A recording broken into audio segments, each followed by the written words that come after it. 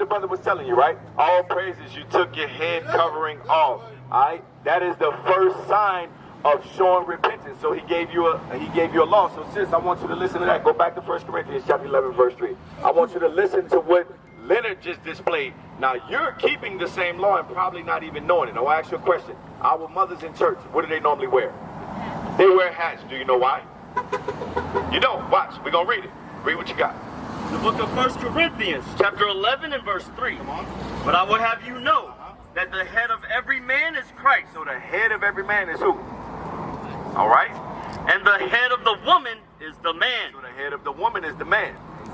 It's hard for you to say that. Read it again. But I will have you know that the head of every man is Christ. And the head of the woman is the man. So regardless if we like to think, especially our black and Hispanic women, the head of the woman is the man. That's why we're trying to get our men to stand up. That's what we were teaching Leonard standing right here. And he humbled down to the scriptures and obeyed the law. So the head of the woman is the man. And the head of Christ is God. And the head of all of us is God. Read. Every man praying or prophesying, having his head covered, dishonoreth his head. So every man praying or prophesying, which we're in the spirit of prophecy because we're reading the Bible that explains that in Revelations.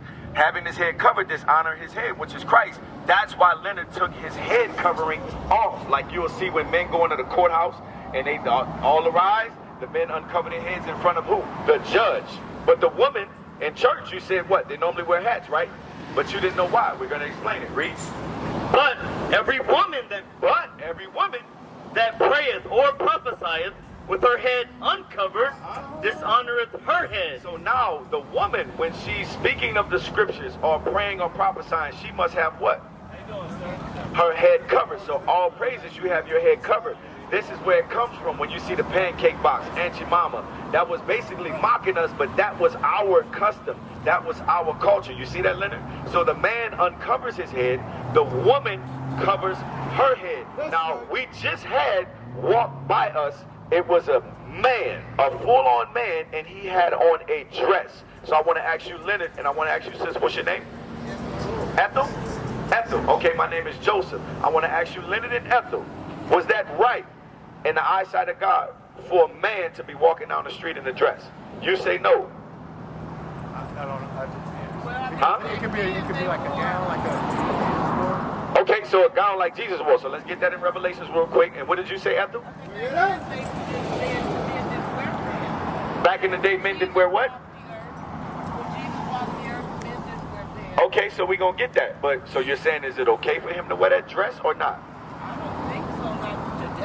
Okay, not today, but back in the day it was okay. Okay, now let's get it. Let's see what men wore. Read what you got. The book of Revelation, chapter 1 and verse 14. Jump up. 13. Verse 13.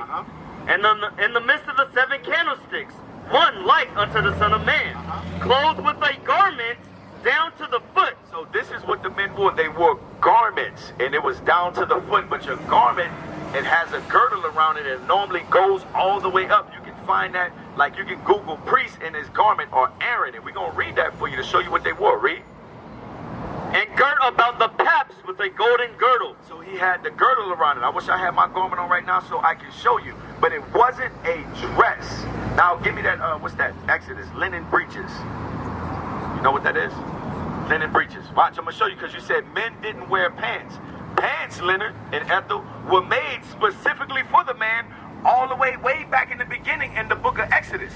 Because the man who had the garment on, when they went up to do a sacrifice or they went up on an altar, their man parts were showing. So if you looked up, you were looking on a brother's nakedness, and God didn't want that thing. So this is when he instituted not pants, but what do we call them down south? What do you think? Start with a B. Breeches. Pull up your breeches. Pull up your breeches. You see, Ethel, pull up your breeches. Now watch what the Bible say about the breeches, but we just call them breeches. Read. Exodus chapter 28 and verse 42.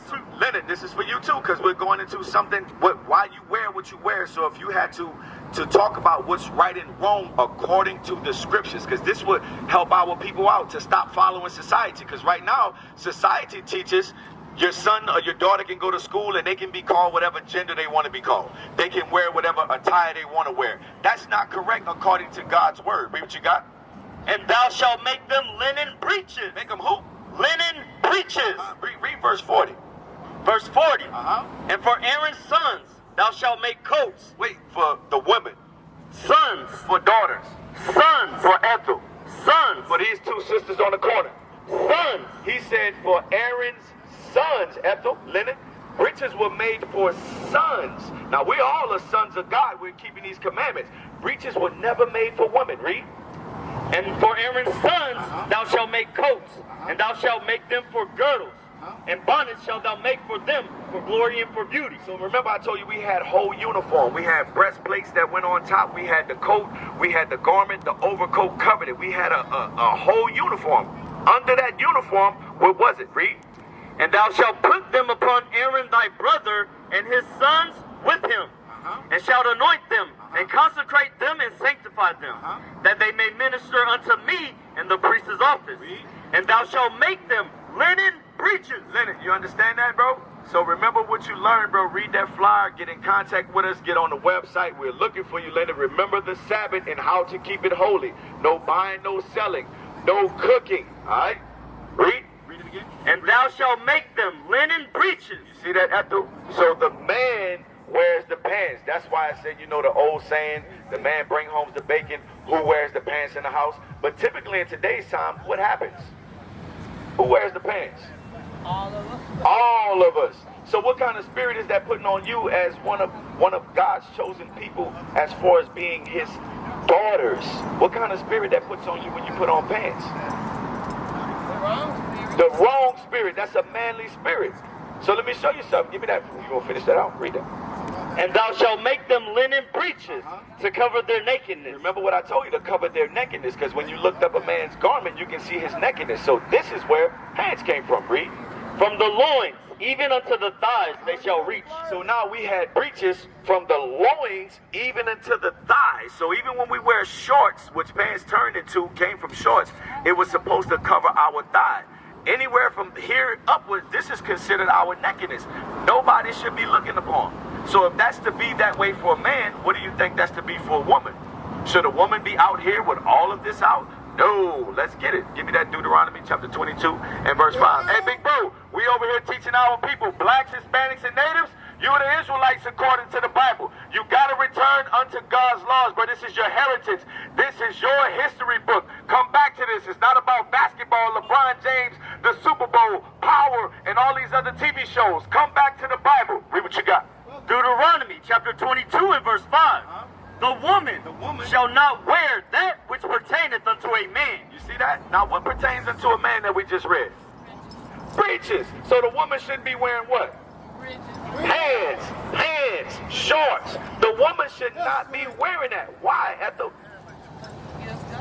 It's against God. That's right. Let's think about it in today's term. What does that do to a man when a man looks upon a woman and she has on breeches?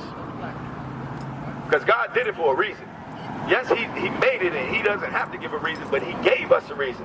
Why do you think a woman shouldn't be wearing a man's garment?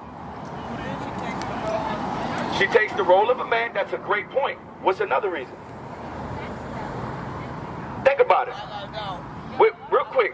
1 Timothy 2 and 9. I just want to share this with you. And I want to share one more thing with you before you go. You came over here. I want you to get this. Because I want you to understand that these are not just anyone's laws. These are your laws. You're an Israelite according to the Bible.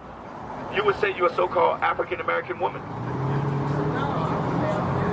You would say you're Israelite, all praises, off the muscle. So you would be from the tribe, when I say African-American, because I want to know your tribe, you would be from the tribe of Judah, okay? And we have many tribes, the blacks and Hispanics and natives, and everybody has a tribe based on prophecy in the Bible. Read that. The book of 1 Timothy, chapter 2 and verse 9.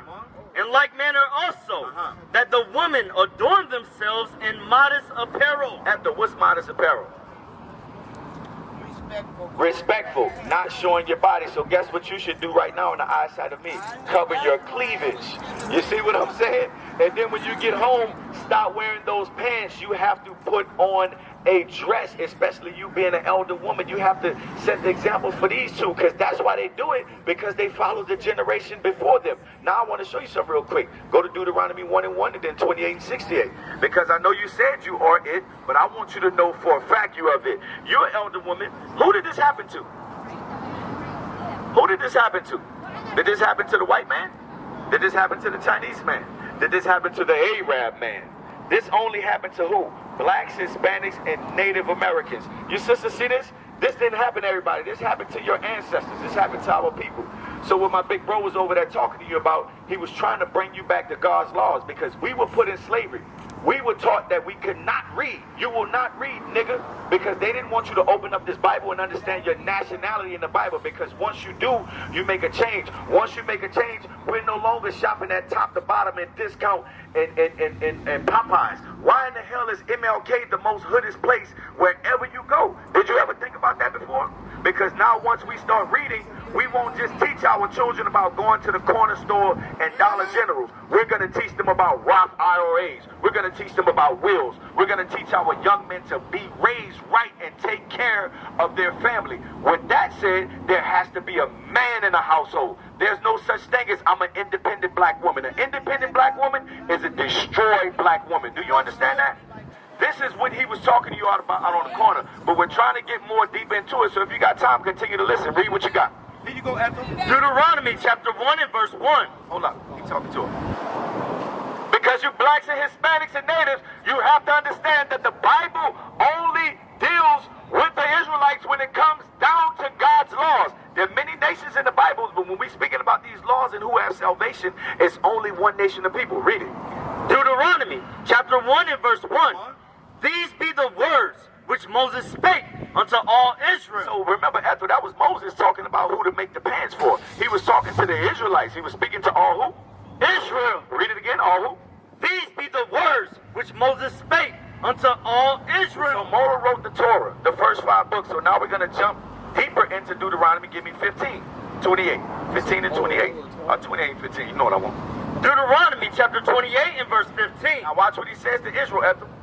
But it shall come to pass, if thou wilt not hearken unto the voice of the Lord thy God, to observe and do all his commandments and his statutes, which I command thee this day, that all these curses shall come upon thee and overtake thee. So now he told us a stipulation, just like you would tell your kids or your grandkids or your nephews or whoever it was. You come up in here and you eat my good sherbet without asking, I'm going to bust your behind. And what happened if they ate your good sherbet or that piece of cake or whatever it was? You delivered, right? Well, God told us, if you don't listen to me, I'm going to bust your behind as a nation. Watch this, Deuteronomy 28:68. I'm going to give you one curse. One curse. This is it. I know you got to go. Here it is. Deuteronomy chapter 28 and verse 68. And the Lord shall bring thee into Egypt again with ships. After we walked up out of Egypt. With Egypt, when you look at your money, look on the back of it. It's a pyramid. On the dollar bill, when you go to Las Vegas, it's set up. When you look in D.C., they got the obliques. He was talking about we were going back into slavery again with ships. Read. By the way whereof I spake unto thee. Just like I said it, it's going to happen. Thou shalt see it no more again. You will never see these Egyptians, this captivity again. Read. And there, And when you get to America and any other place, then there, ye shall be sold unto your enemies. who got sold? Ethel, who got put on those auction blocks? Look down here. One nigga sold to Master Charles in Virginia. I got a good-looking Ethel right here. Good bed wench. She'll do you right. She know how to cook and she know how to raise kids. $1,200 or for a bottle of wine. Who did that happen to? That happened to our people. Read. For bondmen, for slave men, And bondwoman, and bond or slave woman. and no man shall buy you. No man shall redeem. That was an old Quaker term, redeem. Marcus Garvey, Martin Luther King, Malcolm X, Nat Turner, Sojourner. All these people try to redeem us, but there's only one Redeemer, the Black Messiah, Jesus Christ. That's who is fully going to redeem us from our enemies.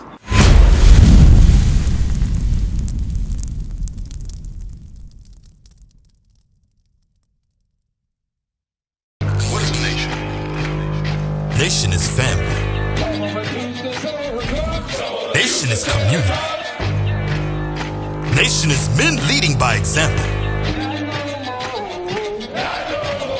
Nation is women's support. Nation is children with role models.